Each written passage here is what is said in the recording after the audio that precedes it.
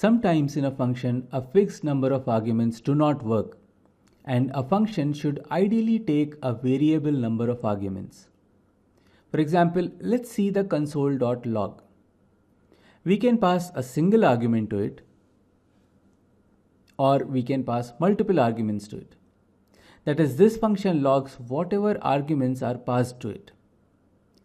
Similarly, imagine if we had a sum function, which of course does not exist right now, but we would like the function to add all the numbers that are passed to it as an argument. That is, whether we pass 3 numbers or 4 numbers, it should just add those numbers. JavaScript provides a keyword called arguments, which is an object accessible to all functions.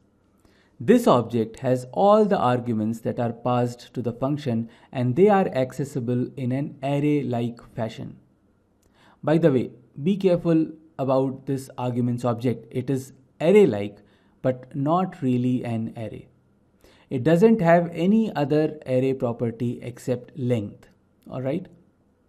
So we can check how many arguments are passed with the length property, but apart from that, we cannot use this argument object as an array. Alright? Let's start implementing the sum function. It doesn't take any arguments because we will be passing a variable number of arguments to it. Now let's first just log each argument that is passed. So we can use a for loop to go over each element of the arguments object. And this works because the indices are actually properties of the object, as you have seen earlier. So if we call the sum function with a few arguments, you can see them printed on the console. Let's make changes to calculate the sum of the numbers passed as arguments. So shall we try to call the reduce function on arguments? Let's try and see what happens.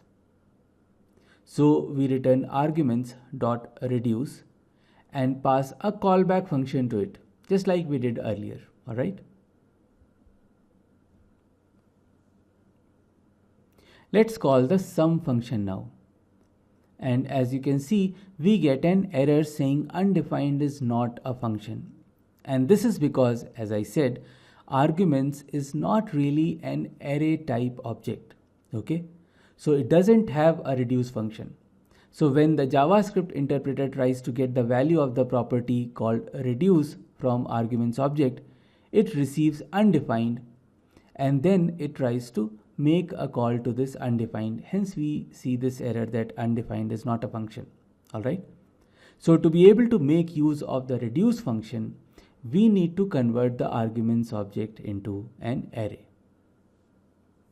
So let's rewrite the sum function. Let's define a variable which will store the array, and we can make use of the slice function from the array prototype like this. This syntax may look little funny right now, but don't worry about it too much. You will learn about the prototype object in the next chapter. Now args is a real array of the arguments that was passed to this function. So now we can call the reduce function on args and return args.reduce and pass it the callback function. Alright? Let's call the sum function now with a few arguments and make sure this works.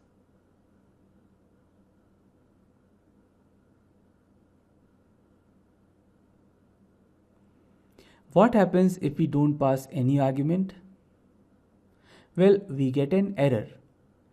And I want you to pause here and try to think about why this error might be occurring. And you may want to watch the lecture on reduce function and how does it behave if we don't pass any argument for the initial value. Alright, so if we don't pass any argument, the array on which the reduce function is called is empty. In case you call reduce on an empty array, you must pass an initial value also. Otherwise, both previous as well as current arguments will be undefined in the first call itself to the callback function. Alright. So let's fix our sum function passing an initial value of 0 to the reduce function. So by now you should be able to handle functional programming quite well, at least as a beginner. Just remember that think about your programs in terms of data transformation, especially when you are dealing with list comprehension. Also, when you see a need of using a for loop to do some calculations on an array of data, think about using list comprehension functions. Now in the next chapter, we will learn how JavaScript supports object-oriented programming.